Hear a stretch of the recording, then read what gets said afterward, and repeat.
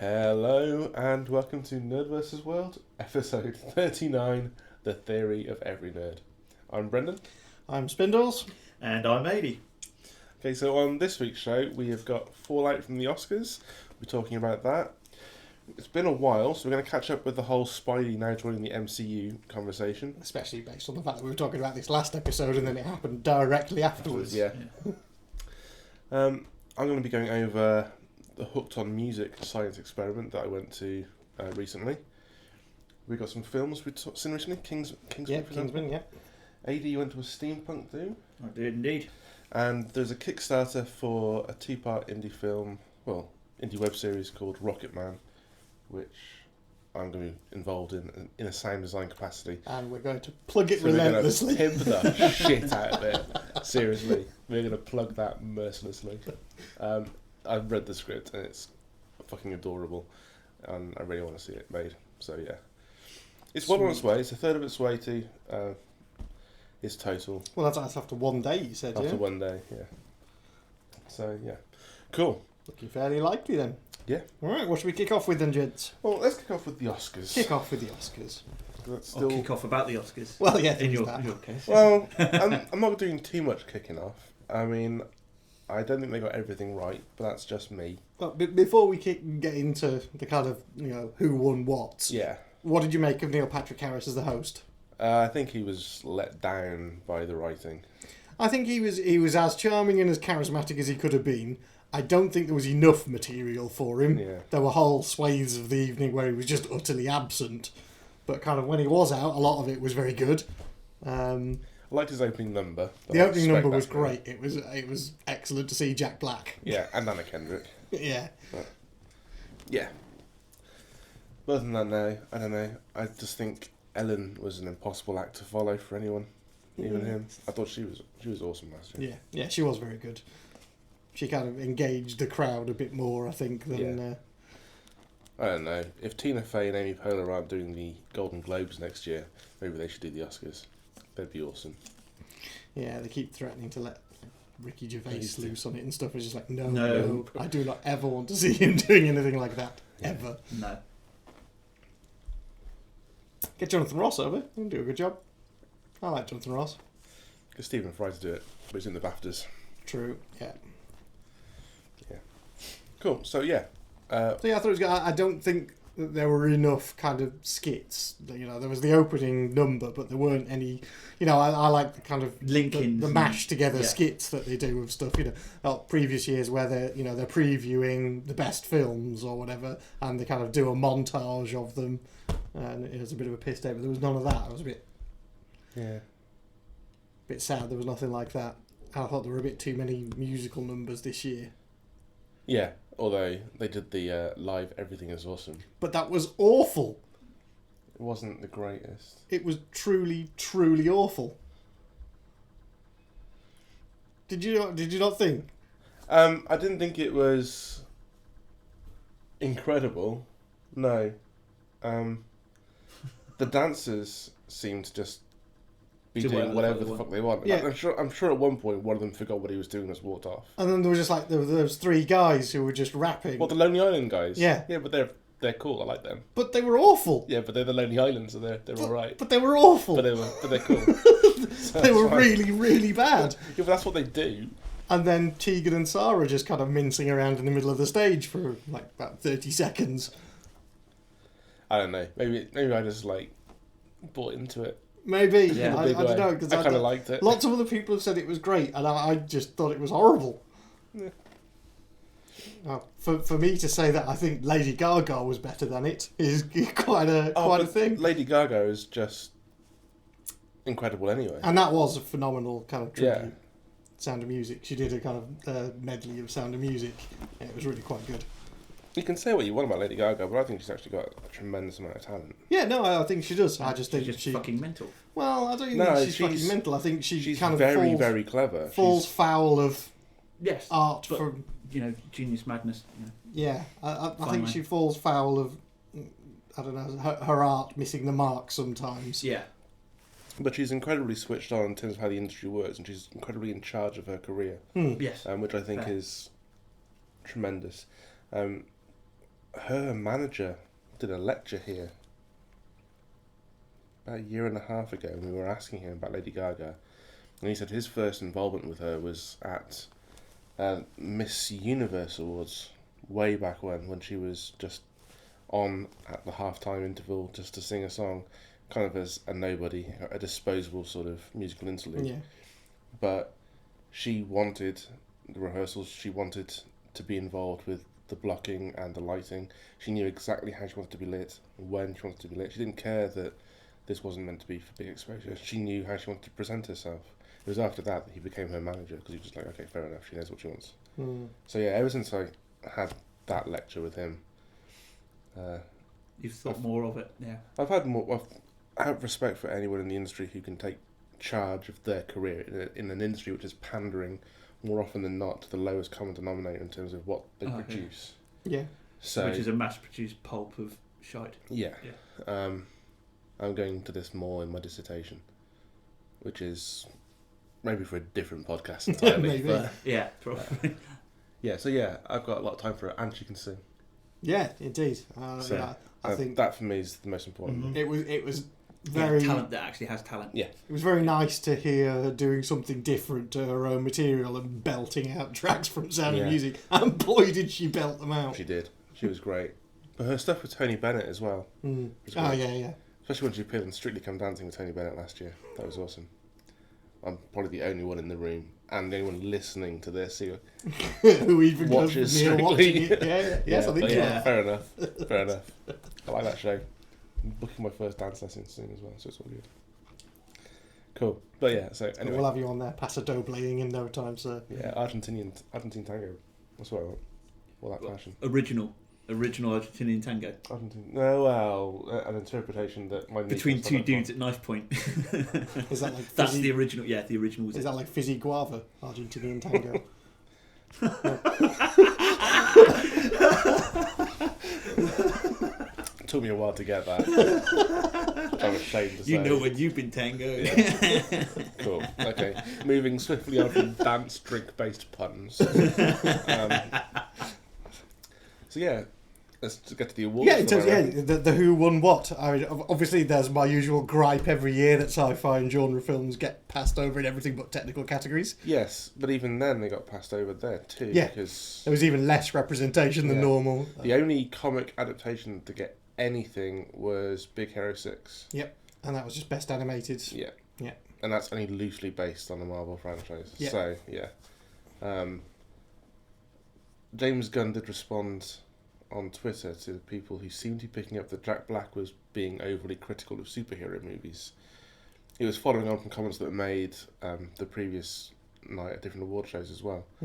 And this perception that a superhero film isn't a high art film, and so it shouldn't be receiving praise and adulation and awards at these ceremonies, and that people who make them aren't serious filmmakers. James Gunn responded to that by saying that if you don't think that the Russo brothers or Joss Whedon or himself put as much love and stuff into their films as serious movie makers do, then you're just a dick. Well, in all fairness from Jack Black, this is Gulliver? the man who did School of Rock. Yeah. Fucking Gulliver. That was a fucking pile of. Yeah, but I think it wasn't Jack. It's not Jack Black. Jack Black Yeah. was literally just the voice of Yeah. the script writer at that Yeah. point. It wasn't necessarily Right. his. It opinions depends being who wrote the expressed. song. Yeah. It depends whether he had Right. any input into writing the lyrics for that bit or not. Yeah. But yeah, And given that he's one half of Tenacious D, I can't really see him being that critical. Although that's another thing that's pissed people off recently. Is Tenacious D winning the Best Metal Award. Yeah. That's something recently when they were in the category with. I think they were in a category with Mastodon and Slayer. right. And Yeah, I can imagine that Tenacious- would piss and people off. Tenacious Yeah, D right. won it. Because they're not even metal. But Yeah. But anyway, yeah, so yeah, sci-fi and genre, Was it Interstellar got one, and that was that was it got for visual effects. visual effects? Yeah. Yeah. And then even in the kind of makeup categories and stuff, I think that was Guardians was nominated in makeup and didn't win. I think that went. Did that go to Grand Budapest Hotel? Yeah. Yeah. What? Yeah. That got costume as well. Yeah. So, I agree with a couple of the awards. I agree Eddie Redmayne for Best Actor. I saw through everything at the weekend and I thought it was incredible. It wouldn't have been Best Film for me and it didn't get it. I don't think Birdman would have been Best Film either. And that's what won it. Well, I say it was, yeah. That won it and that's one I didn't agree with. What do you think you should have got Best Film then? Whiplash. Whiplash, okay, cool.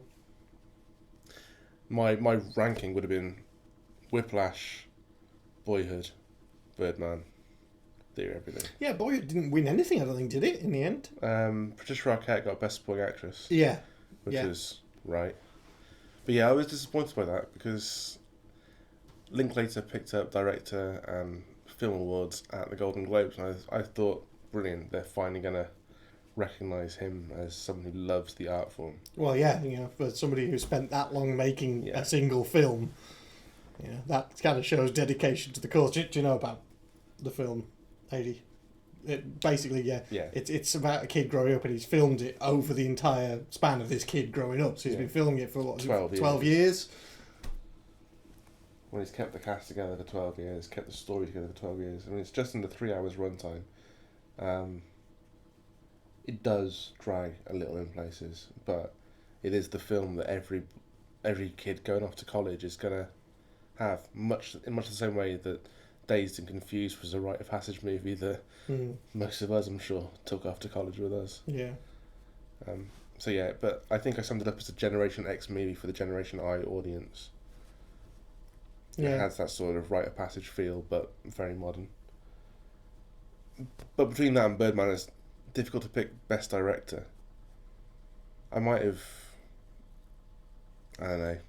given Linklater Director just for the sheer epicness. Just for the scope of it, I think. The sheer storytelling scope of that. Birdman was well directed for what it was. I didn't notice the first time I watched it. It wasn't until I saw it again that I was just like, shit, when are they actually cutting?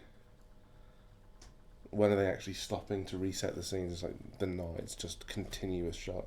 And that is an amazing technical achievement. So yeah, maybe give him the director award and Linklater the best film, or switch it up. More cinematography rather than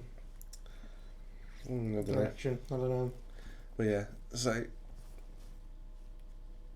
I don't know. It would have been, for me, Whiplash was just the best film of the year. Well, the best of that bunch. I enjoyed Whiplash a lot. I think in terms of speeches, Patricia Arquette. I thought hers was a very interesting speech. Yeah, took the chance to call for wage equality for women, which is bang on. It was about time. And she got some good positive reactions from audience and press following that, which is good. Who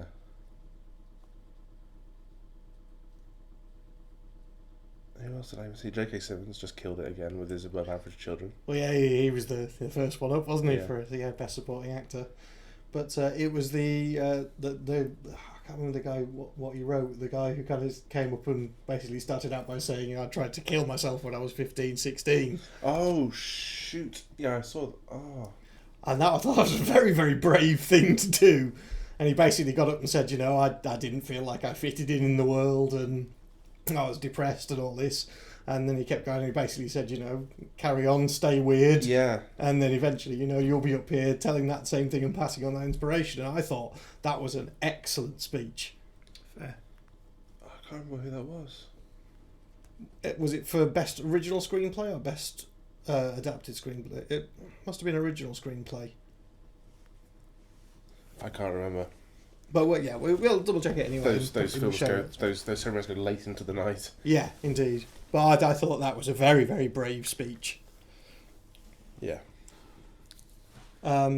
Also, yeah, the early on ones. I love the ones right at the start where it's all the documentary filmmakers and the short form and things like that. They're the people who are always genuinely very excited to be winning things and be up there. And I get pissed off when they try and cut people off when they're in the middle of talking. And there was the one guy who went all the way over, just completely ignored the music. That was for Ida. Yeah. Yeah. He ignored it a few times. Yeah. They tried to play him off. They tried to play him off. He talked all the way over it. They eventually gave up, and then when he stopped talking, they played him off again. And then he started talking again. Yeah. At the top of it. He was like, "Yeah, I'm not going anywhere." So that was pretty cool. So yeah, I thought there were some interesting speeches. I mean, there were the usual ones, but there was of course another uncomfortable John Travolta moment. The face touching. What the fuck was with that? Yeah. But not even that. Like putting his arm around Scarlett Johansson and kissing her as well. I was just like, what the fuck? Yeah, John Travolta was being deeply inappropriate. Wrong. Yeah, very much so. Because if you remember last year, because he got somebody's name completely wrong when he was introducing them, and so of course they brought him back with her to present an award this year for him to apologise and get her name right. But then he was just kind of stood there being all creepy and cupping her face in his hands and stuff. It was just the weirdest thing you'd ever seen. And that's what happens when you start getting into Scientology. Yeah, and that's on the same night that Neil Patrick Harris was in his pants. Yeah. That was more awkward than NPH in his underwear. Yeah, indeed. Yeah. Oh well. So, yeah, I thought, he probably will be back next year apologising for that again. It just seems to be becoming a running just thing. stood there in his underpants. Without being scripted in for it. Just going to turn up. Yes. Just going, that was a good idea. Slightly bemused on stage in his pants. Yeah. Just stood there going, where did all the Scientologists go? why is there penguins in my living room? So, yes, that was a deeply uncomfortable moment. It was probably weird. It was definitely very weird. More uncomfortable than the back of my Volkswagen. Indeed. And that's a very uncomfortable place. So, highlights of the night? Open monologue. That song and dance. Yeah. I don't think it got any better than that all night. Even, the Patrick Harris in his pants bit didn't quite top that. J.K. Simmons. Yes. Winning his Oscar. Yeah, his speech was very good. Yeah. I thought that the kind of unveiling of Neil Patrick Harris's predictions was quite amusing. I'm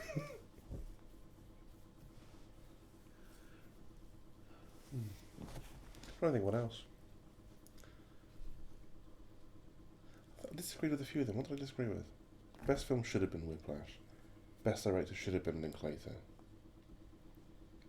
Best actor was right. Best actress? I haven't seen Still Alice, so I don't know. Right, because that one seemed to come out of nowhere with no other nominations for it. It was Julianne Moore that won it, wasn't it? Yeah. But I don't think that film was up for anything else for the whole rest of the evening. That was just a kind of very left field one. Best supporting actress was right. Again, this is all in my opinion. Of course, in your humble opinion, sir. In my... Yeah. Well, I think even on the technical categories, I think Interstellar should have been there in terms of sound design. Well, I think I spoke on the show when we reviewed Interstellar about my feelings on the sound design for that. And I felt the sound mixing was brave. With regards to the use of low frequency effect. But, yeah. But yeah, I think Whiplash got it, didn't it? Yeah, I think so, yeah. Which again, I think just the musical element of that, I think is right. Yeah. But yeah. Cool. So yes, that was the Oscars for another year. Yeah. Hopefully next year there'll be a bit more variety. And excitement. I think it's unlikely, I think So the last few years, the films Droned winning into its own little. Well, yeah, I think it's just the films that are winning are the ones that you just kind of see and go, yeah, that's going to get an Oscar. It's films that are being made specifically to win Oscars as opposed to anything else. Yeah. And it feels like it's very much gone that way now. And especially, you know, when, as we said, they're snubbing stuff, the more popular movies. You know, I noticed there was a lot of kind of jibes at people who make a shitload of money in films, but, you know, will never be up for Oscars because the films they make just aren't Oscar material. Well, this isn't exactly a new phenomenon, though. No, it's not. No, but it seems to be getting the gulf seems to be widening between what is acceptable to to be included in the Oscars and what isn't. Yeah. I know. It's the whole popular culture, high culture divide, isn't it? Yeah. And I think the only kind of nods they make towards it tends to be in the technical categories and the animated, or and that's it. Satirically. Yeah. Or I think the only other way normally is music. So best original songs or soundtracks. Oh, that was good. Yes. That was good. It was Glory. Yeah. From Selma. That was good. Yes. Yeah. Yeah, it was a well stonking tune. Yeah, that was a highlight. Yeah, that was very good. So yes, that's us for another year. Yeah, that's literally the only bit of high culture you're going to get on this show as well. Yeah, probably. we prefer to look at the... Thanks, Ady. But yeah, the popular culture. Cool. Yeah, we've got a stool chart and everything. Speaking of which, not the stool chat, popular culture. Let's just move hurriedly on to Spidey and MCU. Indeed. So we did kind of foresee this. Well, we did. We were saying that it has to happen. We're kind of that it should happen. Yeah. And it looks like they found a way to make it happen. Yeah. So, what's the deal with it? As far as we can gather, the deal is Spidey's going to be turning up in an ensemble movie at some point, and then get a movie of his own. But Kevin Feige and the guys from Marvel will be involved in the writing of those movies, and the plotting of those movies for Sony. Yes. Although Sony have creative control, I don't think Sony are that stupid. I think they will just take whatever Kevin Feige says on board and go with his idea. Yeah. Because he's proven that he knows what he's talking about. My theory is, potential spoilers if you haven't read the comics. It's Civil coming War. up. But my theory is that Civil War is going to end with Crossbones killing Captain America.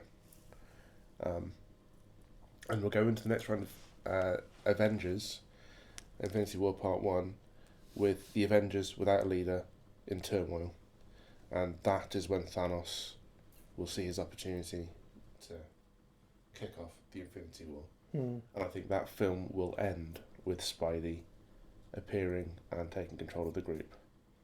And the second part of that film will have the Cap and everyone back because they've been scheduled to appear in that. Yeah. That's the way I think it'll play out. Okay. Because then there was a bit of rejigging around release dates and stuff as well for other movies, and there was another one crowbarred in as well, wasn't there? Was it the... No, because the Eternals was always in there, wasn't it? Mm-hmm.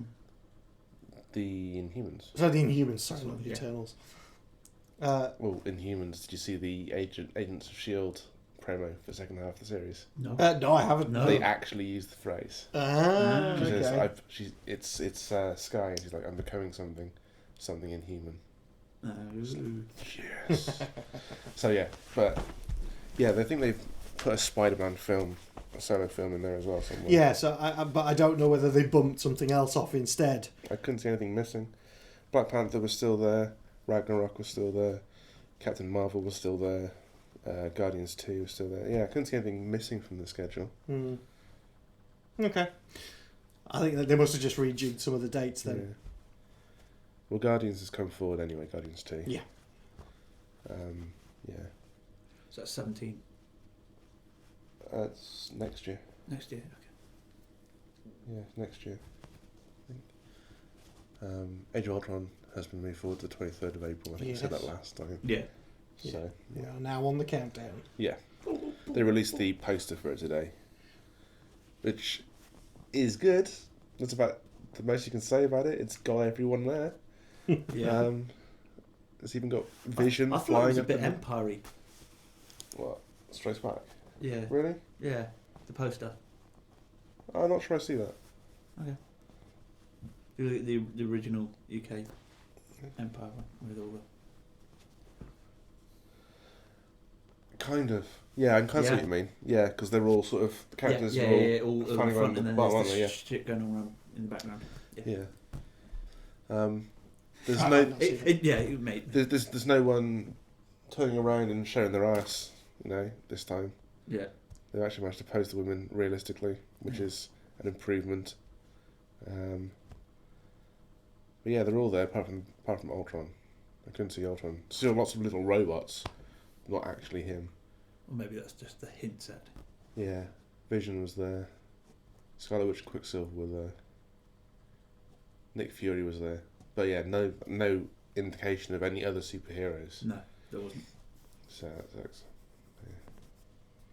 Fair enough. Well, we'll see how it goes. We're into weeks now. yeah. Yeah. Yeah, well, yeah, about 7 weeks, 8 Yep. weeks. So excited. Yes. Just It's stupidly not excited. long. We don't really have anything else like this. There used to be a time when you had like event TV that was must-watch TV that you couldn't miss. You had to stay in and watch it. There was event albums. Like, they'd be just plugged for ages that this new album's coming. You'd be there on the Monday to pick it up when it was released. That doesn't happen in this modern digital age of music. No. But we still have event movies, and I fucking love that we still have event movies. I think we had a brief conversation about it, I think, at the end of the last episode, because I think there is still some event TV. So there was Broadchurch, which I've been sitting down and watching that every week. No, I think it's brilliant. It's really captivating TV, and you do want to sit and watch it every week just to find out what's going on. So yeah, I'm behind Broadchurch's event TV. Okay, fair enough. But I think it's being diluted a lot because now you're getting entire seasons of stuff released on a day. Yeah, that's true. Rather than weekly. Well, I don't know. Amazon's doing it weekly. Some still. of them are. Yeah, even Netflix is. the main Netflix is releasing Better Call Saul weekly. It released the first 2 episodes and then it's weekly. But, Constantine was weekly. Constantine, Vikings, Black Flag, that's all weekly. Which I don't know, had Constantine finished last time we recorded? It hadn't. I haven't. Because it has now, episode 13. and it's awesome. Was episode I 13 the last hadn't one? finished Was it? Episode 13 was the last one. Okay. Yeah. I haven't finished that season yet. They're throwing a bit of a curveball at the end that kind of it makes it feel like a mid-season finale. It does, and it seems to come out of nowhere. Okay. Yes. So, I'll agree with that. Yeah. Which is why I went... Is that the last one? Yeah, it is. Yeah, Because to me it was like a bit of a cliffhanger for the next episode sort of thing. Yeah, to me. and I think it was meant to be. Yeah. Then you get a couple of weeks off, and then you get the back half of the Cool. season. Yeah. But so it doesn't feel as strong as a season finale should. Indeed. In fact, I felt the episode itself, episode 13, I felt was a bit weak. It was one of the weakest ones of the series so far. It was a little bit. Let's chuck a few things in there. Yeah, I mean there were some nice bits in it. We get some reappearances of characters from a few episodes ago that we weren't particularly about 7 or expecting 8. to see again. Yeah. Cool. So I'll check it's it out when I interesting. get a chance. Yeah. So I kind of had to stop watching stuff because I've been doing so much reading for my Yeah, masters. I'm trying not to spoiler it for Yeah, you, that's but there are appearances from people who you may not necessarily expect to see again. Cool. Yeah. It's good and it has its moments, but I felt the storyline of it wasn't as strong as some of the ones in the previous episodes of the season. Cool. Okay. And then a bit of a weird curveball at the end of the episode. No worries. I shall look forward to seeing it. Yeah, it is pretty cool.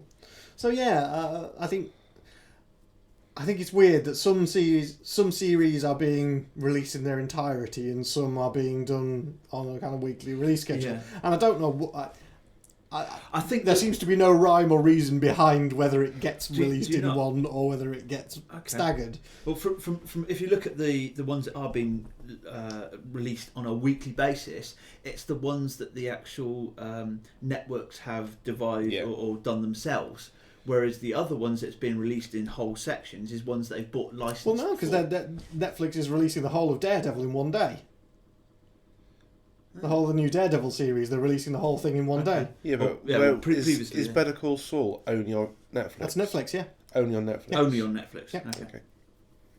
Yeah, because to me it's the a theory Netflix works original because, series. Okay, because the Amazon original series and all the Netflix original series that I've watched previous to that has been, week at a time. Yeah, And there then were other ones Netflix like Hemlock Grove. They released a whole season of that in one go. House of Cards is the same. The second season was done. No, it wasn't. No, it was all in one. It was all in one go. Oh, Yeah, okay. Yeah. That's fair call. So yeah, there seems to be no rhyme or reason behind okay. what they decide to release weekly and what they decide to stagger. So, Yeah, I don't know. There must be some decision making behind it somewhere, unless they just sit and play cards for it or something. I don't know. Yeah, they just probably toss for it. Well, I don't know about tossing for it, but that seems like a bit of a weird way of deciding. Yeah. But yeah. Okay. Cool. Moving on. Okay. This show's like a carry-on film sometimes. Yeah. So much fucking innuendo. Cool. So yeah. So Spidey. Titty not. Jesus. So yeah, Spidey's joining the MCU. You'll probably step in for the Cap when the Captain gets shot in the head by A biscuit. Crossbones. It would be interesting if they tie Agent Carter into that as well, because it's Sharon Carter, a hypnotized Sharon Carter, and Crossbones who gunned down Captain America in the core steps. So yeah, it'd be interesting to see if that comes along. Agent Carter's just awesome show. I've still not seen any of it. You have to watch it, man. Yeah. Absolutely have to watch it. The first 3 episodes are a little slow, and you get bogged down with the fact that it's the 1950s, it's post-war, and gender equality is something that men can't even spell at that point. And so you're seeing this character who you know is kick-ass and who has run with the Howling Commandos and Captain America and is just a badass in her own right, just being treated so badly. When she does finally get given sort of free reign to come into her own, she does in such a big way, and it's awesome. Cool. Yeah, I have to sit down and watch it. I'll just try and get hold of the whole thing and binge watch it, I reckon. Yeah, I think it's definitely the way forward. I think it's the finale tomorrow night. Awesome. Oh, tonight, I think, in fact. That's good timing then. I'll get hold of the whole thing and watch it. Cool. Next up, Kingsman. Kingsman. Oh, yeah. Well, this is actually the first time in the entire time me and Emma have been together that she's gone, we have to go to the cinema to see this film. And I was a bit like, okay. I really hadn't heard much about it. I think I saw a very brief advert for it, and it looked like, kind of a London kid tries to become a spy, bit of parkour and stuff like that, without realising that it's another Goldman and Vaughan production, and also based on a comic book. Yeah. So it's kind of a parody of a parody, really. It's a parody of the Avengers, which is a kind of parody of spy stuff. So it's a very... There's a lot of nods to kind of Bond films and stuff in there, and how the tropes of the spy movies. But it's actually brilliant. It's a kind of... I'd say it's a more British version of Kick-Ass than anything else. It's hyper-violent, very, very silly, wonderful dialogue. And yeah, I'm utterly blown away by it. I thought it was a fantastic film. Because I went in not knowing anything about it, not knowing what to expect out of it. For me to say Colin Firth comes out as a badass is, yeah. And he does. He's amazing in that film. I did actually hear an interview with him the other day about it, saying how much training he actually had to do with it. And he said a lot of it he actually did himself, because he said he did so much training for it, he wouldn't let anybody do it. You can well believe it. Apart from a few things where they just wouldn't let him because just health and safety. There are a couple of scenes in it that are just insane. And they're utter chaos going on around it, and they're just these massive fight sequences. And I've never seen anything like them. They're amazing. So yeah, not even the loft scene at the end of Kick-Ass 1. It's on a par, if not better than that. Okay. It's just so insanely good. Sweet. Okay. Because the thing is, I went to the cinema quite a lot over the last 2 or 3 months, and before Well, after the end of the trailers and before the film starts, every time there was Samuel L. Jackson doing this really awkward piece to camera about View and Kingsman, and that kind of put me off seeing the film. Right. Okay. Yeah. It was just like, he looks like he's reading a cue card and he's just not into it. So if he's not into it, promoting his film, why should I watch it? He comes across as an interesting bad guy in this. Okay. Yeah, it's very, very out of his normal character. I think he's a kind of lisping billionaire internet philanthropist turned megalomaniac. Fair.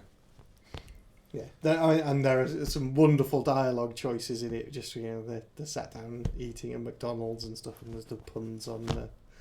Thank you for a happy meal, and it's just there's some wonderful bits of dialogue. You have to see it just to to get them. But yeah, it was excellent, really, really well done film. Okay, I'll check it out. Do so, yeah. I hope there's more of them. That'd be good. Oh, I've heard there is a sequel. That would be good. So. But yeah, it's just going to prove to me that Matthew Vaughn and Jane Goldman can do no wrong when they're paired up.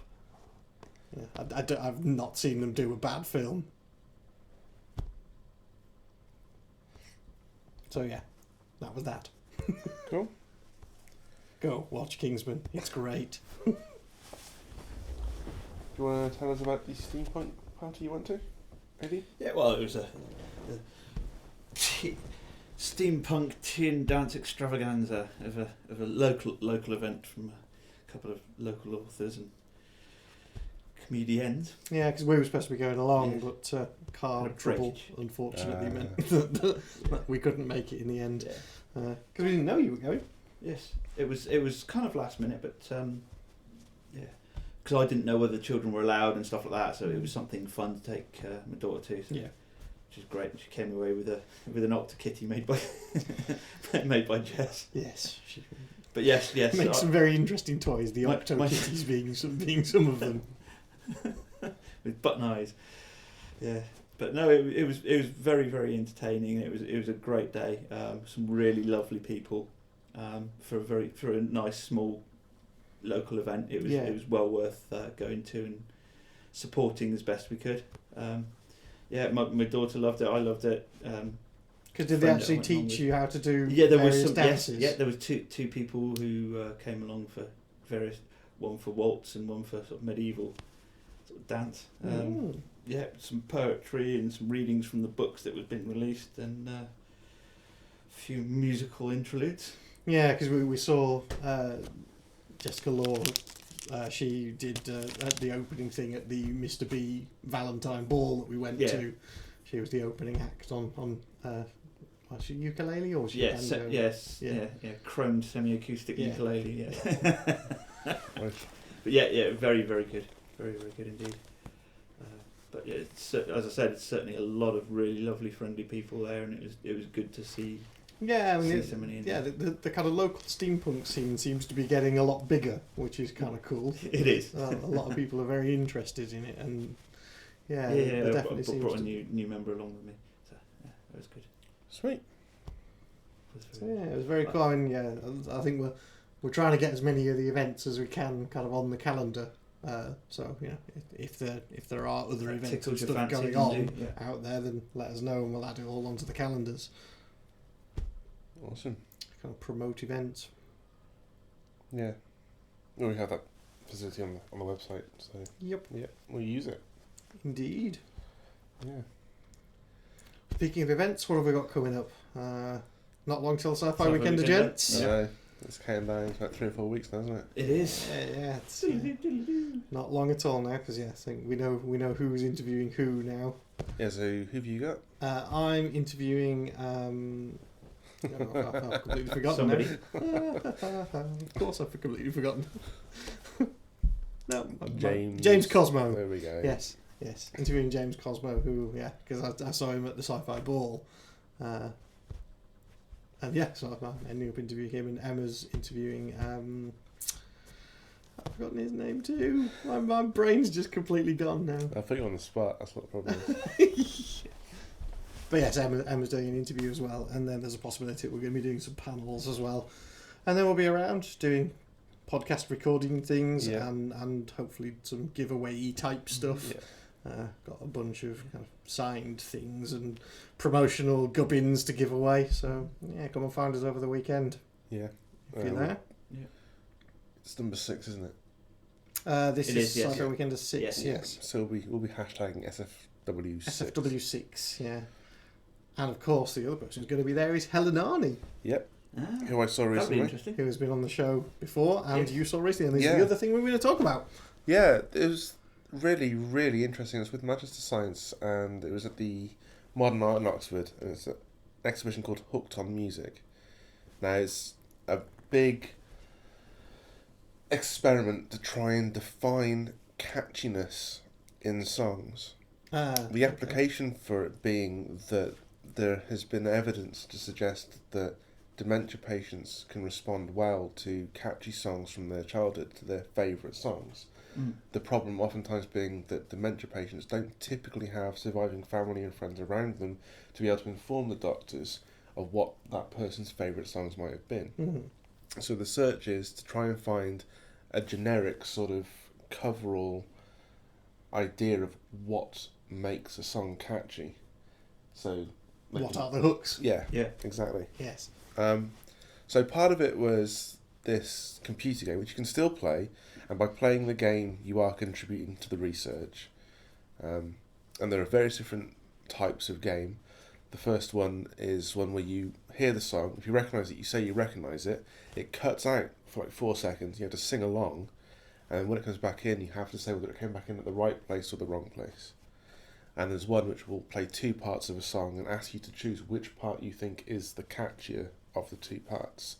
And then once you've chosen, it will show you how everybody else has chosen in terms of the percentage of people choosing part A or part B. So we did that by literally just splitting the room in 2, and people who thought part A was the catchiest stood over on one side, and people who thought part B was the catchiest stood the other side. So that was the first part of the exhibition, the experiment. Second part was a silent disco that went on for 2 hours and was just like absolutely amazing. My first ever silent disco experience, and it was just incredible. I'm fairly sure that at some point I was the only person listening to one of the tracks and everybody else was on the other channel, so you can choose between 2 channels that you listen to.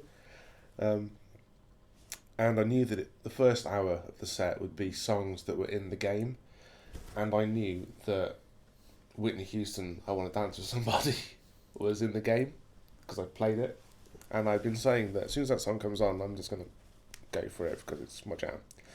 And that came 1 second. So yeah, from that point on, I didn't stop dancing all night. My knee was wrecked the next day, like 5:30 that morning, in fact. I woke up in so much pain. My knee was just absolutely killing me.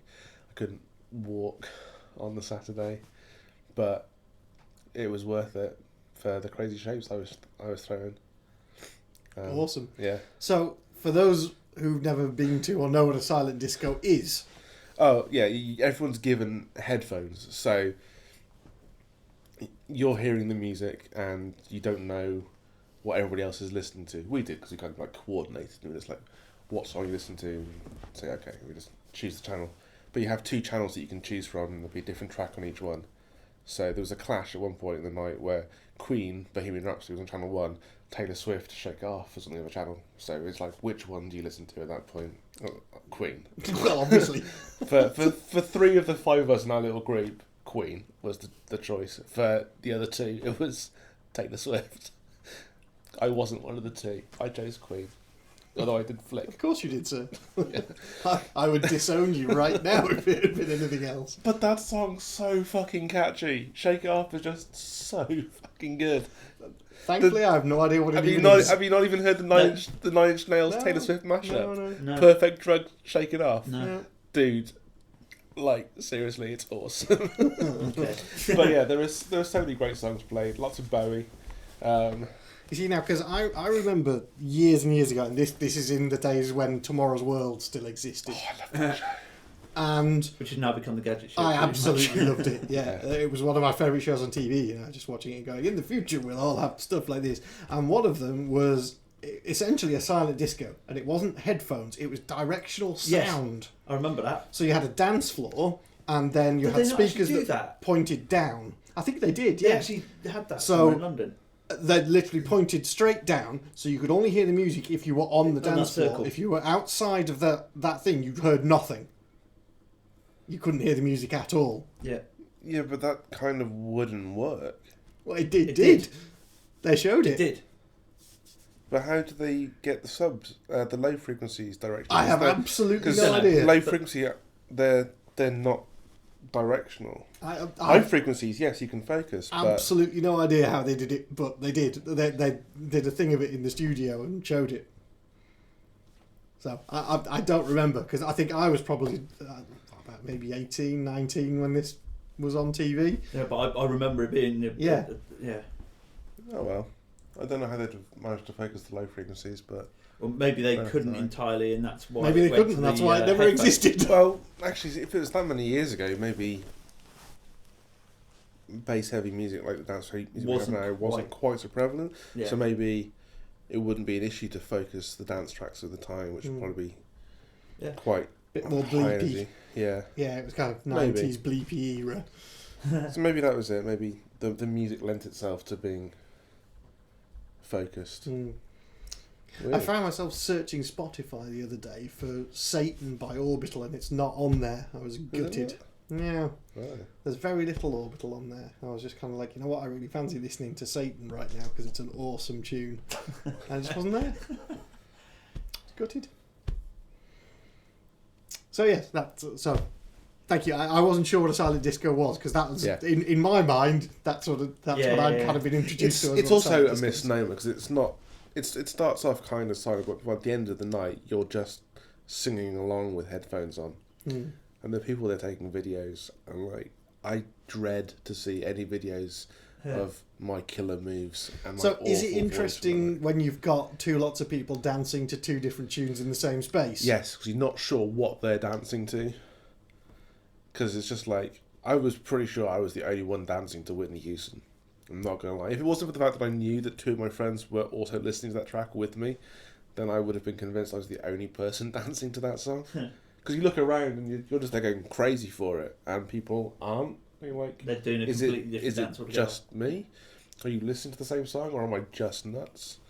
Am I just too up for this track right now? Okay, interesting. So is there any results come out of the research yet? Yeah, well, the catchiest. Well, apparently the catchiest song so far is "Wannabe" by the Spice Girls. Oh. So you've got to play this game just so that song isn't the catchiest song. Yeah. On the whole, I thought it was pretty good, but given how the audience was primarily scientists and musicologists, from my reckoning, it felt a tiny bit dumbed down. There were two very obvious questions which were asked. One chap asked the game designer if he develops this, if he finds this secret code for catchiness, would he use it to make himself a fortune writing catchy pop songs? By influencing the charts. Yeah. Or by writing the songs himself. Yeah. And then a second question, which was more or less identical, said, if a computer can do this, could a computer produce a catchy song that is popular and sells? Now, the musicologist in me hopes that that's not the case. The musicologist in me... potentially feasible. Well, you have a number of factors to look at. You have to equate catchiness...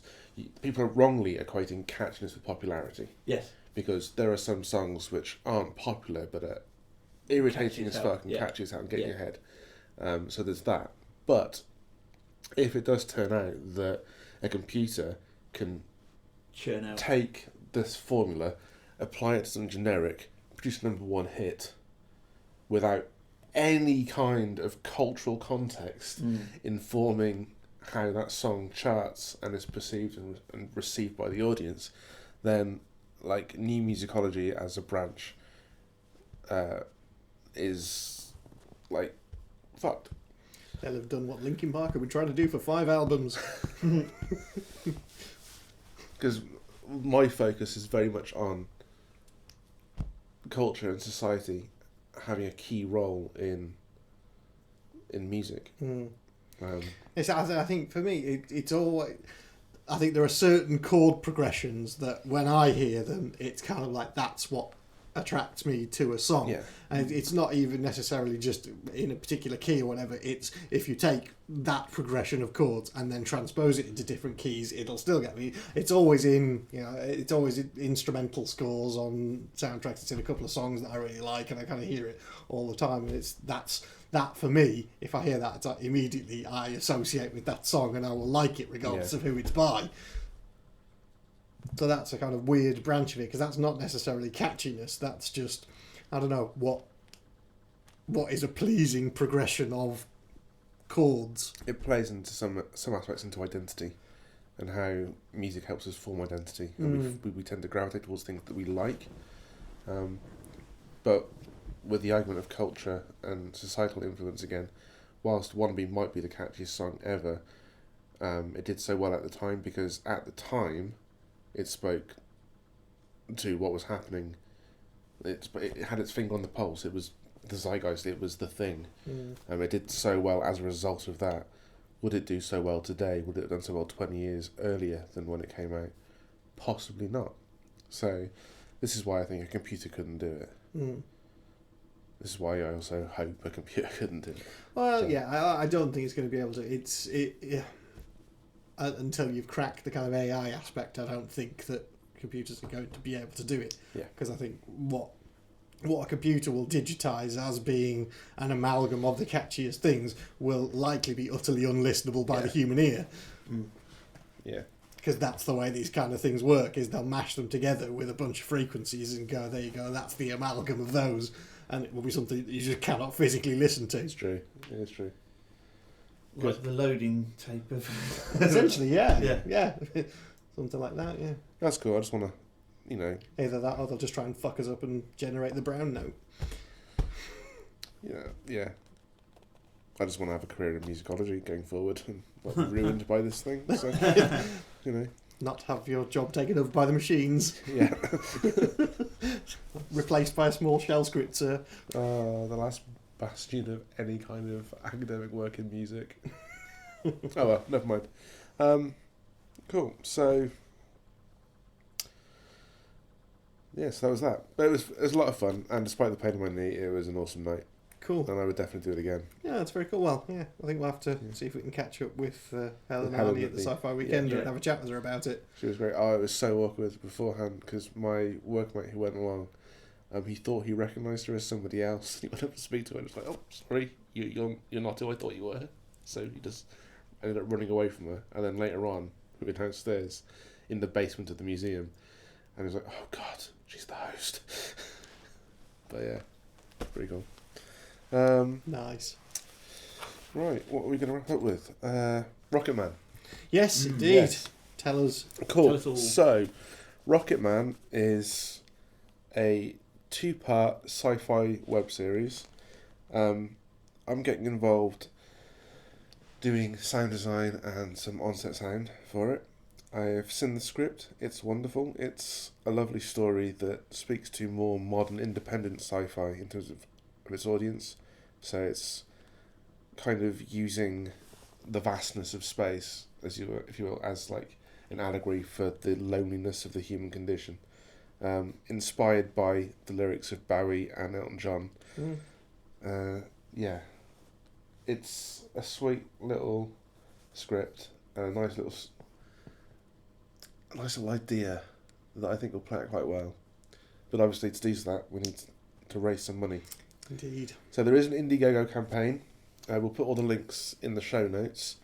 We need to raise like £1,520, I think. We're already like over a third of the way there in a day, so that's great.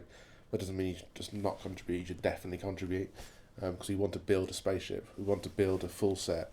We want to do it old school, like Alien, with a closed set of full sci-fi stuff. We've got a couple of really good places called Scenery Salvage that we're going to go check out and just rinse them for parts, but these parts cost money.